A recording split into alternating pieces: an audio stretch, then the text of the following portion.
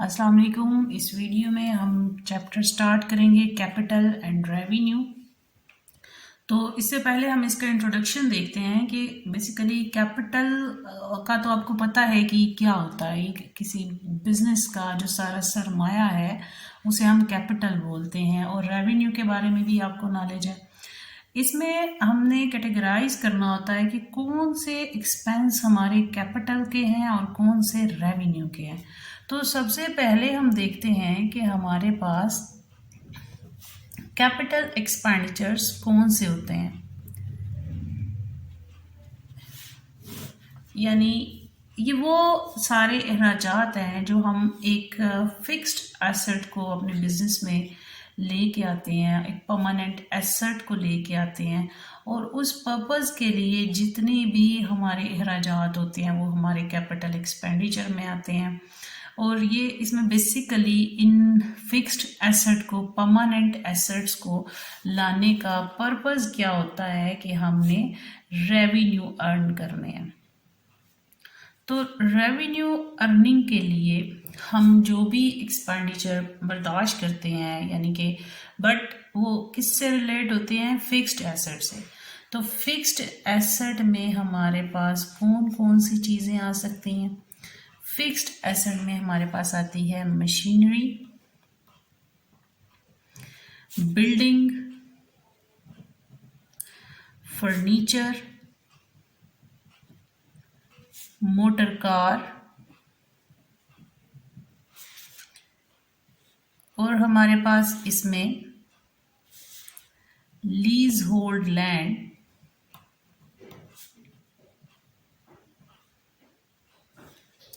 उसके अलावा हम लोग एयर कंडीशन खरीदते हैं बिजनेस पर्पस के लिए, तो वो भी हमारे पास फिक्स्ड एसेट में आएगा। ये सारी वो चीज़ें हैं जो हम अपने बिजनेस में इस मकसद के लिए लेके आते हैं कि हम उनसे लॉन्ग टर्म बेनिफिट गेन कर सकें। एक तो होता है कैपिटल एक्सपेंडिचर, एक होता है कैपिटलाइज्ड एक्सपेंडिचर। इसमें क्या है कि जो हम लोगों ने अखराजात जो हमारे हैं, अगरचे उनकी नेचर, उनकी जो नोयत है वो रेवेन्यू बेस्ड होती है, लेकिन ये हमारे डायरेक्टली फिक्स्ड एसेट से रिलेटेड होते हैं। ये हमारे एक्सपेंसेस किससे रिलेटेड हैं? फिक्स्ड एसेट से रिलेटेड। और ये सारे फिक्स्ड एसेट हमने ऊपर मेंशन किए हैं। इनसे रिलेटेड जो अखराजात होंगे, कौन से अखराजात हो सकते हैं? एक्सपेंसेस कौन से हो सकते हैं? इसमें इंस्टॉल करवाने के इंस्टॉलेशन चार्जेस, वेजेस भी जिसमें आती हैं, इनको फिक्स करवाने के, फिर न्यू बिल्डिंग को वाइट वॉश या जो उसके पेंट एक्सपेंडिचर होंगे न्यू बिल्डिंग से रिलेटेड, वो हम लिखेंगे। या फिर हम लोग जो फ्रेट चार्जेस पे कर रहे हैं उस नई मशीन को लाने के लिए फ्रेट चार्जेस, या फिर हम लोग उसके लिए क्या कर रहे हैं? कैरियज पे कर रहे हैं, या हम लोग कोई भी टैक्स जैसे कस्टम, एक्साइज या ऑक्ट्री ड्यूटी पे कर रहे हैं उस एसेट को अपने पास लाने के लिए। ये सारे वो अखराजात हैं जो उससे रिलेटेड है, उस फिक्स्ड एसेट से रिलेटेड है, वो उसकी कॉस्ट बन जाते हैं, तो इन्हें हम कैपिटलाइज्ड एक्सपेंडिचर बोलते हैं। कैपिटल में हमारे पास गुडविल भी आ जाती है जो फिक्स्ड एसेट है, पेटेंट भी आ जाता है, फिर हमारे पास कॉपीराइट भी आ जाता है।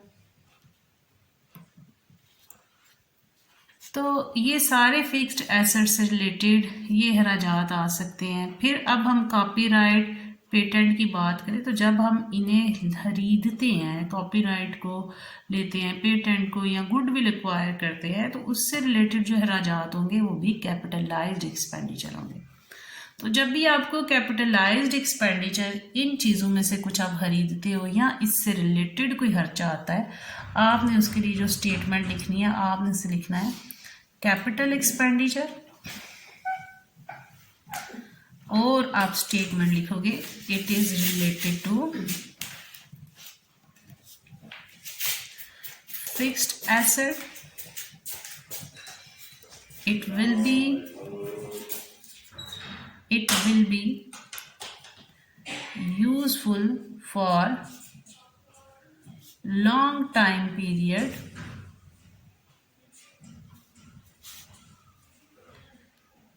it cannot incurred again and again. जो भी वो स्टेटमेंट देगा आप उसको डायरेक्ट लिख के इज कैपिटल एक्सपेंडिचर लिखें, फिर उसके आगे लिखे it is related to fixed asset, it will be useful for the long time period, it can not incurred again and again. अगर आप ये वाली स्टेटमेंट में ये चीज़ ना भी लिखें तो इट्स ओके।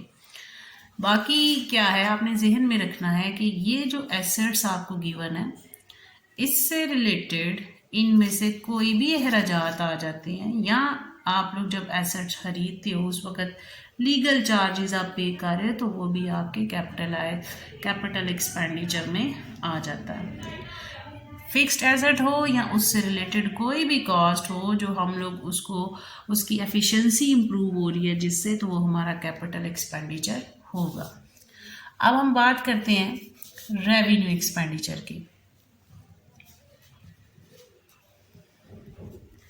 रेवेन्यू एक्सपेंडिचर कौन से होते हैं? इसमें आपके वो सारे अखराजात आ जाएंगे जो गुड्स से रिलेटेड हों, जो हमारे डेली बेसिस पे होने हों, जो हमारे बिजनेस में, जैसे कोई मजदूर इंजर्ड हो जाता है उसे कंपनसेशन पे करनी पड़ती है, हम लोगों ने कोई गुड्स सेल की हैं, हम लोग जो हैं वो परचेजेस कर रहे हैं गुड्स की, तो ये ऑर्डिनरी कोर्स ऑफ बिजनेस है। कौन कौन से मतलब वो चीज़ें जो हमारे बिजनेस में हम एक साल में एक से ज़्यादा दफ़ा लेके आते हैं, हम फॉर सेल पर्पज़ लेके आते हैं, जो बार बार हमारे बिजनेस में आने का अंदेशा होता है, जिसका जो हमारे ये ऑर्डिनरी कोर्स ऑफ बिजनेस होता है, इसे हम रेवेन्यू एक्सपेंडिचर कहते हैं। ये डे टू डे जो बिजनेस में हमारे इनकर्ड होने वाले अखराजात हैं जो हमारी एडमिनिस्ट्रेशन से रिलेटेड होते हैं और जो कम्प्लीटली एग्जॉस्ट हो जाने होते हैं with in one current period of accounting period, तो इसलिए हम इन्हें रेवेन्यू एक्सपेंडिचर कहते हैं। और इनको हम एक्सपायर्ड कॉस्ट भी बोलते हैं, ऐसे अखराजात को जो हमारे एक साल के अंदर अंदर ख़त्म हो जाने होते हैं। तो रेवेन्यू एक्सपेंडिचर किस चीज़ से रिलेटेड होते हैं? परचेज ऑफ गुड्स, या फिर आप मेडिसिन खरीदते हो,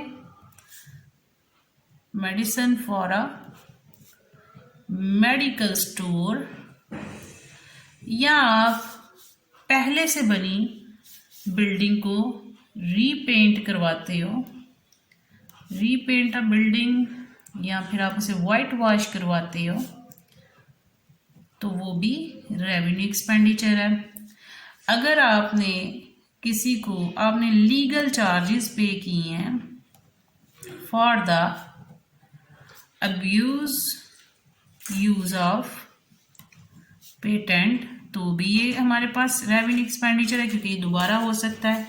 फिर अगर आपके पास आता है कि आपने जो है वो रिपेयर करवाया फर्नीचर को, ओल्ड फर्नीचर को परचेज करते हुए नहीं, पहले से मौजूद फर्नीचर को, मशीनरी को, या कोई भी फिक्स्ड एसेट को रिपेयर करवा रहे हो, लेकिन कंडीशन क्या हो कि उसकी एफिशिएंसी पे कोई इफेक्ट नहीं होना चाहिए, वो इम्प्रूव ना हुई हो, जो है वो उसकी कैपेसिटी इंक्रीज ना हुई हो, तो वो हमारे पास रेवेन्यू एक्सपेंडिचर है।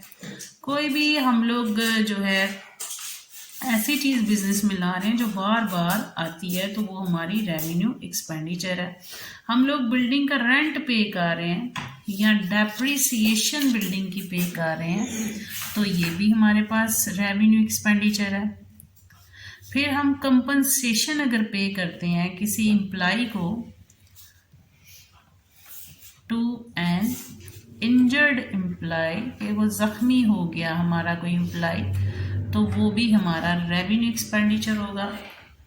फिर हम लोग अगर यूनिफॉर्म एक्सपेंसेस पे करते हैं, यूनिफॉर्म ऑफ एम्प्लॉय, तो ये भी हमारा रेवेन्यू एक्सपेंडिचर है कि साल में 2 से 3 दफ़ा उन्हें यूनिफॉर्म लेके देना होता है, तो वो हम कह रहे हैं कि जो चीज़ बार बार इनकर्ड होती है साल में वो हमारा रेवेन्यू एक्सपेंडिचर है।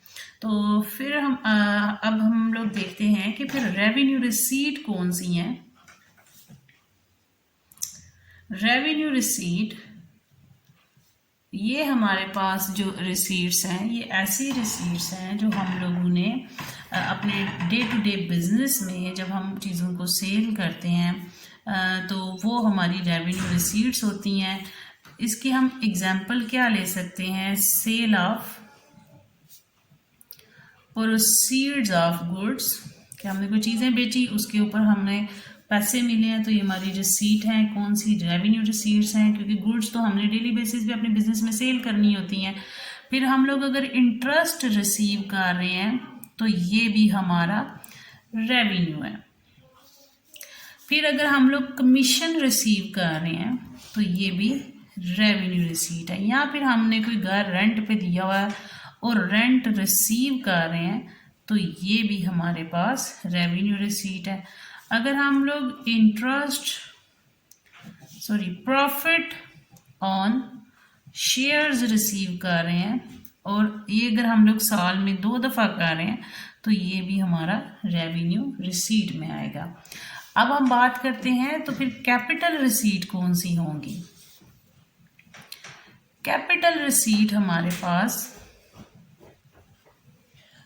यानी वो अमाउंट जो हम लोग कोई फिक्स्ड एसेट सेल करते हैं तो उसमें से जो पैसे हम रिसीव कर लेंगे वो हमारी कैपिटल रिसीट होगी।